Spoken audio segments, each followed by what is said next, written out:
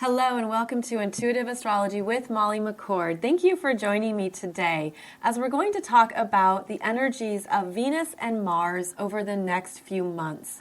I found some very interesting things that were happening between these two personal planets, and I thought it'd be great to talk about it and look into it a little bit more because not only is Venus and Mars associated with our relationships, feminine, masculine, giving, receiving, ego, and heart, but it also affects how we feel about ourselves in the world, how we approach what we want, how we feel worthy of receiving, and how we understand how the energies are meant to guide us even when they're not quite syncing up. So we have some very interesting energies with Venus and Mars, and we're going to look at that in today's show. Today is February 3rd, 2020. Welcome to the second month of the year.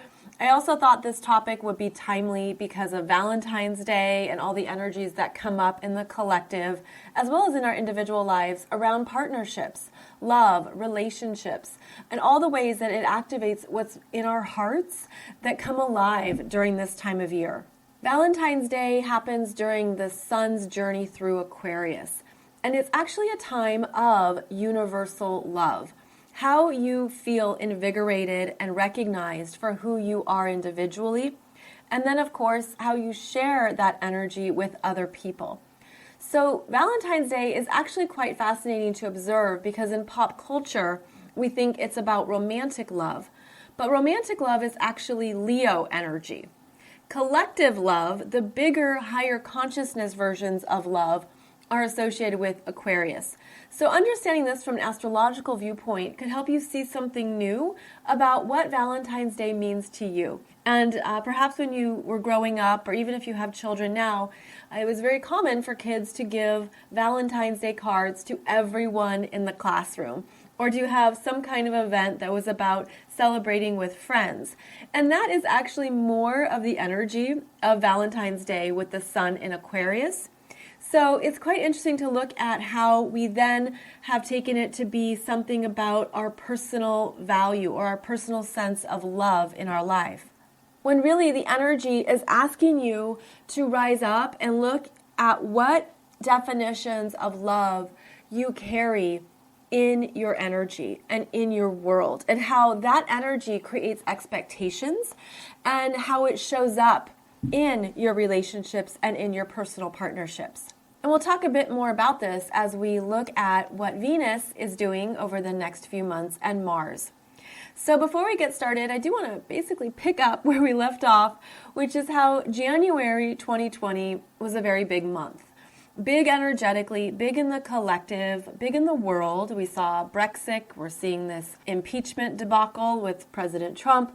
We're seeing the coronavirus and the fear that creates and everything associated with how we're connected as a population as well. The very strong Capricorn energies are asking us, in fact, requiring us to be very clear and realistic about the state of your life right now and the state of the world. And with that maturity, with that responsible understanding of what you have participated in, of what you have created in your life, understanding how every choice is an energy, understanding how everything we put out is something that manifests or comes back to us, understanding the power of your energy. All of this is meant to give you an understanding of where you're ready to shift, change, and grow. Because this very strong energy is also revealing what has been stagnant or stuck across multiple lifetimes. And that's why it can feel so big, because you've come up against a fear, a challenge, an area of life that you are being required to shift permanently, to face that fear head on, to be in your courage, to be in your power, to be in that place of where are the new choices? Where am I able to do something differently for my best and highest good? And this is not any kind of energy where we just sit back and observe. It's requiring your full participation, and it's asking you to be strong, to stay strong, to keep being strong. You know, we are meant to keep going. We are here for the long term. Our energy, our soul energy, our spiritual energy is timeless and is designed to continually ebb and flow and release and shift and change. And when we come into human form, well, we have things we have to take care of. We have our fears, we have our blocks, we have our challenges, we have the parts of ourselves that we never want to budge or never want to change. But then the cosmic weather comes through and reveals that now it's time. So we're all being invited to step into what you know you're ready to shift. And by the way, you can still have fears about that. You can still be nervous and anxious. You can still understand mentally or energetically, intuitively, okay, I have to work on this, or this is a part of my life that's changing, and I'm scared, and I don't know what's going to happen, and I have some fears about that. Completely okay. It's all right to feel that because it's very normal, it's very human, and it also is showing you the parts of yourself that have the biggest potential to grow. So in a way, I find that it's really quite beautiful to feel that courage and that strength, and at the same time understand that you might not know the solution or know the path or know the next steps. But this is where, especially in February and into March, we have to get out of our heads and out of how we thought it would be or the typical places that we would go for solutions. And I say that because of the upcoming Mercury retrograde in Pisces. Now, Mercury has entered his shadow as I do this show, and Mercury is going to be moving back and forth in Pisces. The retrograde begins February 16th at 12 degrees of Pisces. It's February 16th at 7:53 p.m. Eastern Standard Time, which could be the 17th for you. Mercury retrograde will travel back to 28 degrees of Aquarius, station direct March 10th, and then go forward again and leave the shadow zone on March 30th. So we essentially have February and March of feeling that you can trust yourself and don't believe everything you think, that the mind is not where the only answers show up. And I'll tell you on a personal note that, I have really awesome women in my life that I'm just so grateful for. And one thing that we practice with each other, my closest friends, is just that openness and that excitement of how's this going to play out? What's going to happen? You know what? It's going to be awesome. It's going to be for my best and highest good. It's going to be so clear. I'm not going to miss it. And I know Spirit has this.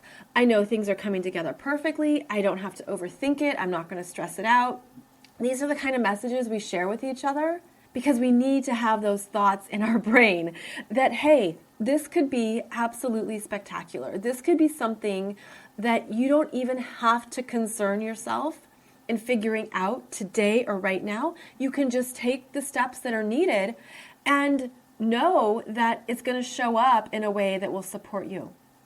And these kinds of thoughts really help us energetically, and they can calm down the fear body. They can calm down those emotional parts of us that go into these various places of what ifs and oh no and I hope nots. No, you have to be mentally strong. This is about getting mentally stronger, and that mental strength will then connect with your spiritual self, your higher self, and your soul wisdom. Because sometimes our minds are the weakest link. It's true. So just understand that after January, with very big dynamic energies and changes and pushes and no going back, for most people, there's something that came to your awareness that maybe you could feel or were sensing, and it brought up something that has to change. It has to change. And it's not only that Saturn-Pluto conjunction, but it was also the very strong eclipse energies. Jupiter and Mercury were conjunct the South Node in Capricorn as well. So there was a lot of endings. And now we're in this zone of perhaps even a free float, just kind of floating and looking at where it's necessary for you to make these changes, but to know that you're not alone in this. Stay curious. stay inquisitive, stay open, stay in that place of, this could really play out even better. And even if there are the twists and turns, I know that I'm not traveling alone through this. And I call in my higher self now. I call in my guides. I call in the powerful energies of God, Source, Spirit, the universe to travel with me, because we have entered new terrain. And that new terrain brings up new questions, but there's always solutions. There's always answers. There's always more information. And part of entering any new territory, even just a new job, for example, if you start a new job and you don't know what you don't know, you just don't know. And so that's okay. That's how you learn. If you were to look back on a previous job you had, at day one, you started with certain expectations or a certain understanding of what would happen or what something would be or how this would play out or even who your coworkers were, et cetera, et cetera. We always have these expectations, but part of what you learn is like, wow, I was way off the mark, but I learned a lot through that process. And so stay open to the fact that there is new terrain, but there's new solutions, there's new possibilities, and there's new energies of manifestation that were not here last decade. And if you've listened to this podcast for a while, you know that I often talk about last decade. I'm finding it harder to do so. The energy feels heavier. So I take that as a sign, okay? We're not going to be focusing on last decade because been there, done that, bought the t-shirt, put some stains on the t-shirt, threw out the t-shirt. Like, this is a new day. A new day is dawning, and we need to keep moving forward. So on that note, let's take a look at what Venus is doing as she begins February. And let's also look at Mars. Now, these energies are important because Venus is our feminine. It's the parts of ourselves that want to receive, that are about feeling love and feeling that we're connected and in a place of receptivity to what feels lovable. So we have this very strong feminine energy associated with Venus. This is also true in your natal chart with your moon sign. Essentially, your moon sign and your Venus are how you receive. And if they are in feminine signs of water and earth, then that ability to receive is more in what we would consider the feminine vibrations. Conversely, if your moon and Venus are in masculine astrological signs, which are the fire signs and the air signs, then your feminine energy is actually more of a go-getter, and it asserts itself more. Now, there is no better or worse with these energies, but it's understanding your own dynamics that matter. Because you could have, for example, a very strong Venus in Sagittarius, and she is very freedom-seeking, and she wants to do things on her own, and she wants to have her own adventures, and that is not the typical energy of reception that we think of when we think of the feminine archetypes. And I should really say that I realize I'm speaking in stereotypes to an extent here, and I realize that some of this you have to basically apply it to your own life, because as we know, there are so many ways that the feminine archetypes express itself. There are so many different ways that feminine energy is here, and that's what makes it beautiful and strong. What I'm trying to explain is how these energies show up in you and show up in the world right now. So if you have that strong Venus in Sagittarius, you want to do things on your own. You're not waiting for somebody to help you. Whereas if you have that Venus in Pisces, which is where Venus is right now, then there's times when you would love the emotional support and you would love more of the connection. So understanding your natal Venus is important to understanding how you feel loved. Understanding your natal moon is how you receive. So this quickly becomes a very interesting conversation within ourselves, within your natal chart. Then we have the masculine energies of Mars. And Mars is associated with what you desire, what you go after, how you assert yourself. In the natal chart, Mars and the Sun are known as the two strong masculine energies. But again, those could be in feminine astrological signs. Okay, so this becomes very personal. This is how astrology really becomes individualized, is that you notice where your Venus is and your moon. You notice where your Mars is and your Sun. You could have all four in feminine signs. You could have all four in masculine signs. You could have 3 in masculine signs and 1 in feminine signs, and so on, and so on, and so on. Many, many combinations. Look at what this is for you. It's going to really help you understand how you do relationships. And chances are it's been very unconscious. Chances are it's something that you didn't see in yourself and you didn't realize. But as you get to know each of these energies within you, you're going to see how you show up in relationship to yourself as well as in relationship to other people. So at this time, we have Venus in Pisces, and she's going to be staying in Pisces until February 7th when she enters Aries. Right now, we have Mars in Sagittarius, a fire sign, and Mars will stay in Sag until February 16th. Now, at this time, Venus in Pisces and Mars in Sagittarius are both mutable signs, and it's creating a square. They have a square energy that's 90 degrees apart the beginning of February, which means they're not getting along. The masculine and the feminine have different agendas, different intentions, and different needs. They're not on the same page. And you could see this within yourself, where your feminine energy, Venus and Pisces, needs a break, wants some downtime, wants to be left alone. But this Mars in Sag is action-oriented, making something happen, doesn't want to rest. In fact, has a restlessness to him. And so you can feel this in yourself, and you can feel this in relationships, that we're not on the same page right now. We have different ways that we're approaching things, different perspectives. This can be arguments, this can be fights, this could be a sense of frustration. Both Pisces and Sagittarius are mutable signs. The mutable signs are basically the commitment phobes. They're the ones that want to be able to have choices and options, and they don't want to be locked down. Give me my freedom. Let me do things my own way. Let me disappear when I need to. Let me have my space. So that is one thing that Venus and Mars have in common right now. They need their own space. And you could feel that in yourself or in your life right now. You could feel that in your connections with men or your connections with women. It's sort of like that sense of, we're not on the same page, but can you let it be?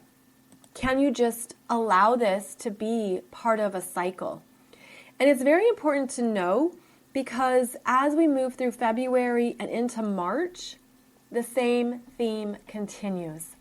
The relationship energies are not syncing up, and there's always a purpose for that. Always a purpose.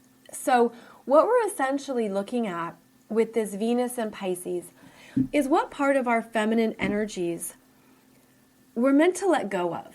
And I feel this as some of the lower shadow energies of the feminine, where the feminine, when she does not feel loved and she does not feel seen, she can go into her shadow expressions. And of course, you could probably name many of those, but it's important to look at what they are within yourself. And Venus in Pisces is asking you to look at any tendency towards blame, victim stories, powerlessness, escapism, where you're not being forthright and honest with how you feel, and how that can show up as a manipulative approach, how that can show up as games, like not really saying what's in your heart, but trying to find a place of power that is ultimately not healing and not helping the situation. Venus in Pisces can also show you where you're not dealing with the reality of a situation head on, and therefore playing this game of, I'm not going to deal with it, I don't have to worry about it, it's not my problem, it's only them, it's her, it's him, it's them, and not taking ownership. So, of course, looking at these within yourself is where your power lies, and it's also how you elevate your own consciousness to understand how you operate at times in ways that perhaps you haven't seen before. Now, when Venus enters Aries on February 7th, she returns to a new sense of self. And Venus in Aries is independent. She wants to do things her own way. This is not a relationship sign. Venus in Aries is known as being in her detriment because she is in opposition to Libra.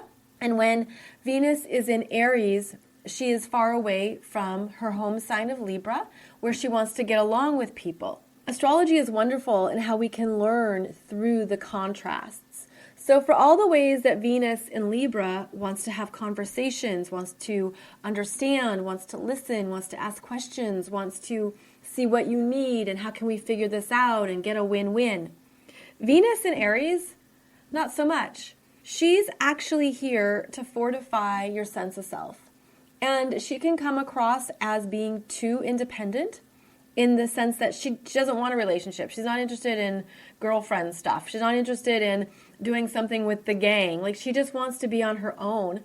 She wants to feel strong in her sense of self. This is the energy of leadership, self-leadership. It's very subjective.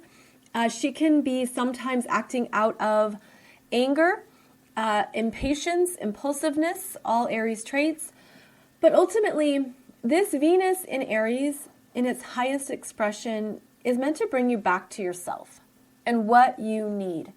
This is the beginning of a new cycle. This is a sense of, okay, I've seen something in myself over the last 18 months that has brought me to a new understanding of who I am now and what I need. And that's how the Venus in Aries can at times come across as selfish, because if you sit down at a table and everyone's like, this is what I need, it's like nobody's really interested in hearing what the other person needs, right? They're like, this is what I need. It's about me. This is who I am. Well, if we can honor this and work with it consciously, then you understand what's happening.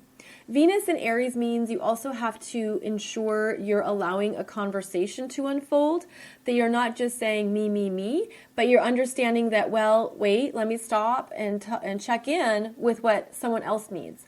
So we do have to watch out for that. Venus in Aries, she can be very much on her own path and in her own energy. And there's an energy here of just do your own thing. You might have that need throughout February and into the first week of March to just do your own thing. Again, you might need more time to yourself. You might need to just kind of cut out or step back from too many interactions or relationships, because that Venus in Aries, it's like she has to have time for herself to feel strong.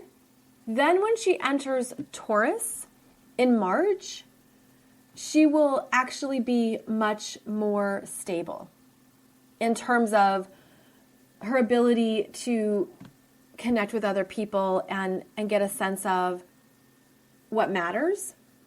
So essentially, the feminine is quite fiery through February and into March. She's independent. She doesn't want to share. She doesn't want to connect in the typical ways that the feminine might have urges to at times. There's a distance here of going into what you need and what matters at this time in your life and honoring that. Astrology shows us the cycles, the cycles of the energy and the cycles of where we're at. And this is a cycle of coming back to yourself right now. And it could feel like you don't have time or energy for the relationships that have asked too much of you. Now, keep in mind, there's always the shadow energies, and you do have to pay attention to if you're being too selfish, too self-involved, too narcissistic, if you're, damaging relationships by cutting people out. I feel like there's been this resorting of just people and situations and connections, and Venus and Mars are each in their own world right now with that resorting of what matters. So the feminine is very much wanting her own time and space, and wanting to return to what her truth is right now. What is your truth right now? And it could feel quite internal. Now, we have Mars in Sagittarius, and he's continuing his journey in Sag until February 16th.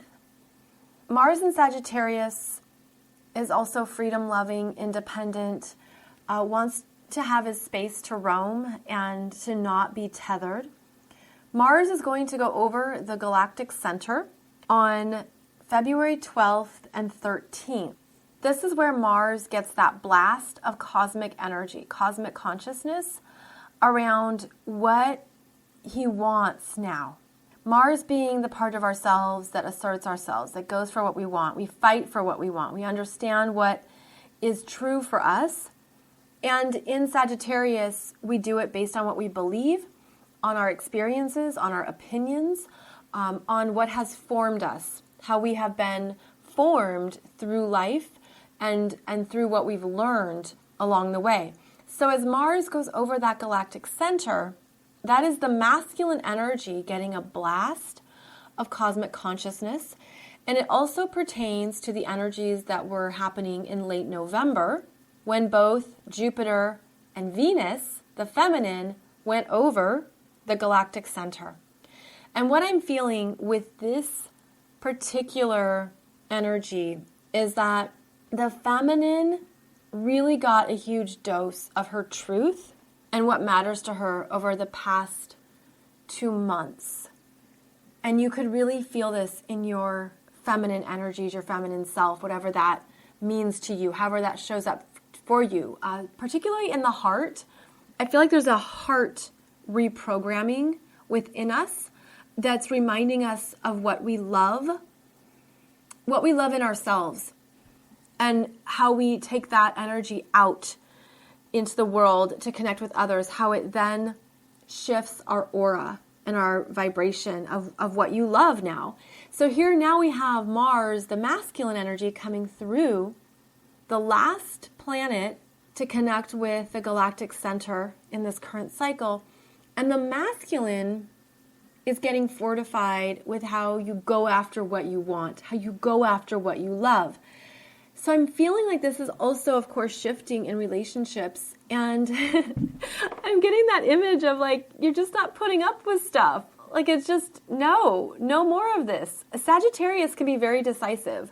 You know, it can be like, this is not in truth.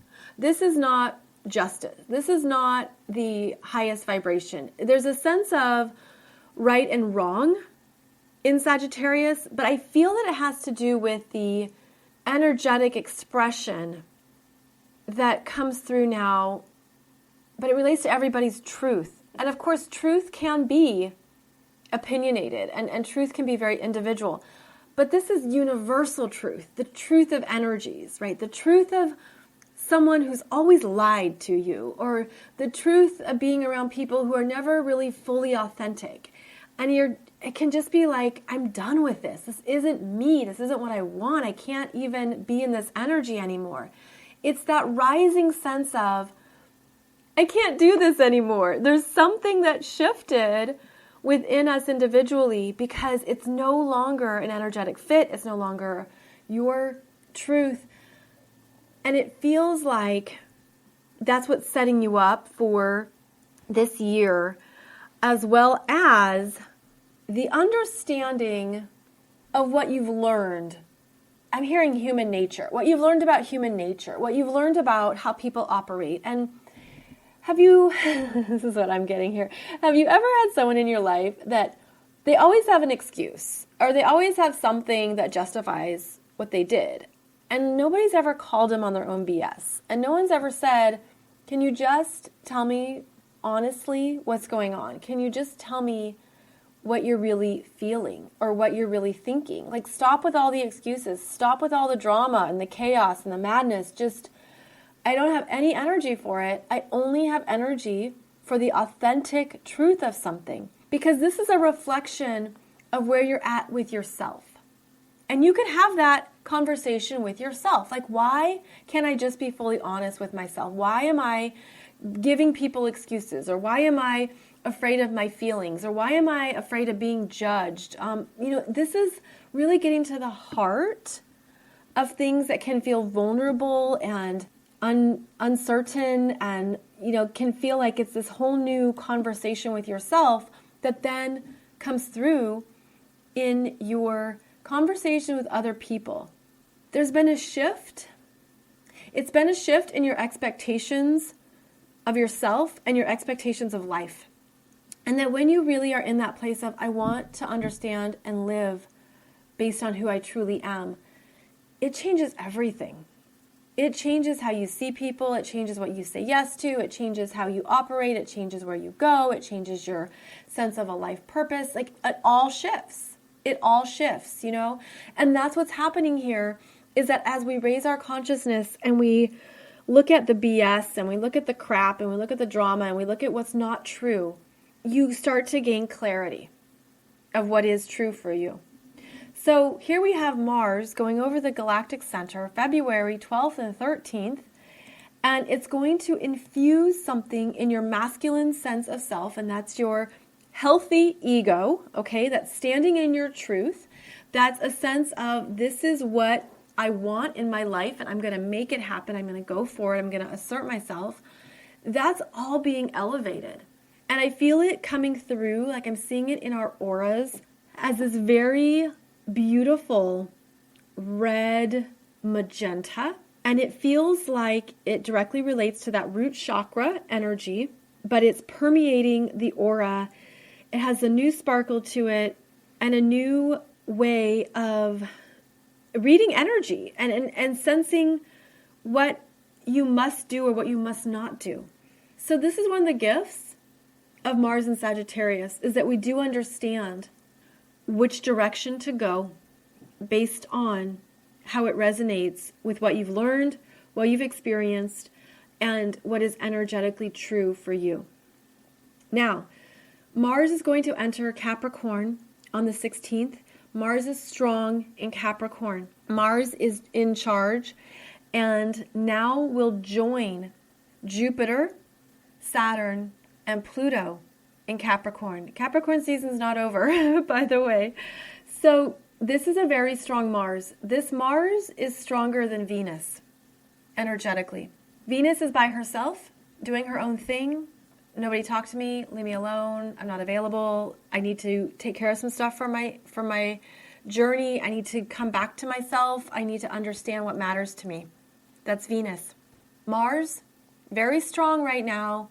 Mars is the trigger planet that's opening you up to this new purpose that you have to go for.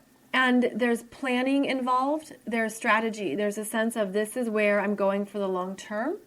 And there's an activation that's coming through February, March, that is showing you even more of what's worth your time and the direction you're headed.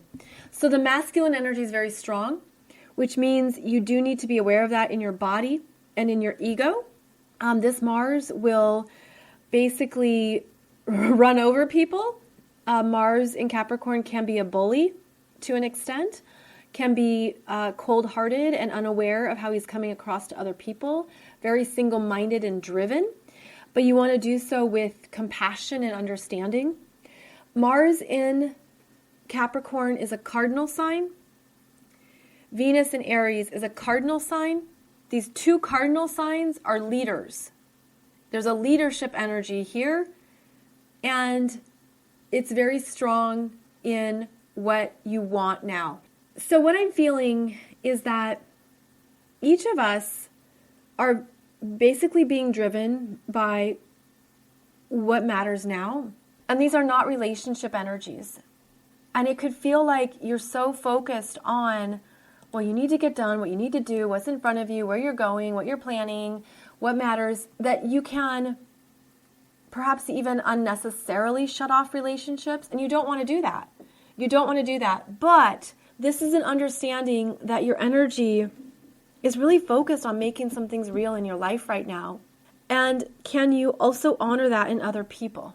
If someone doesn't get back to you right away, if someone doesn't, respond to your text, or if somebody You think they're blowing you off. I feel like everyone is just kind of cocooned through February and March because these relationship energies are really active in where we're going and what we want, and they're not interested in connecting to other people so much. So that can help with your expectations of both February and March.